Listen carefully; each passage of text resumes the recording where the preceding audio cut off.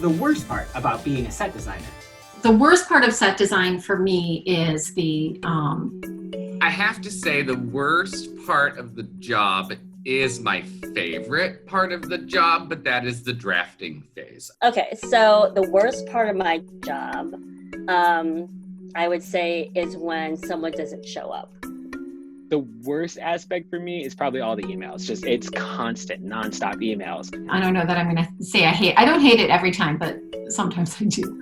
The last minute changes. I will do everything I can in my house to clean it. I will do laundry. I will do all the dishes. I will do them again because I do not want to start this process that's going to take hundreds of hours. Initially you're talking to the director, contract stuff figured out with the artistic director, and explaining things to the stage manager so they know where stuff is. Costume designer to make sure your colors are on. To the lighting designer to make sure you're not blocking things. And when I mean not show up, it doesn't mean physically showing up. I mean, it means dropping the ball on what they were supposed to do. That is very stressful. Sometimes you've already put in so many, you're already at like 60, 70 hours a week, and then you get a note. Because by the time my drafting is out, I'm already on another show.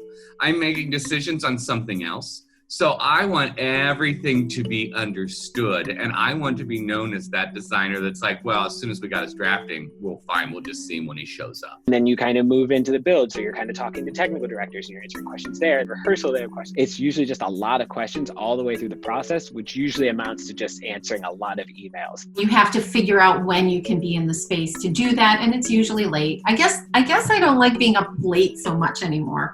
The most part, it doesn't really happen because everyone that does theater knows how interlaced the process is. Having to constantly give information and making sure that everyone's informed, it's an absolutely necessary part of the process, but sometimes it can be overwhelming, especially if it's a very complex show. Theater is so interconnected, and if someone doesn't do their job, it becomes that much harder for everyone else. Getting into it, it's a nightmare. But once you're in it, it's a dream.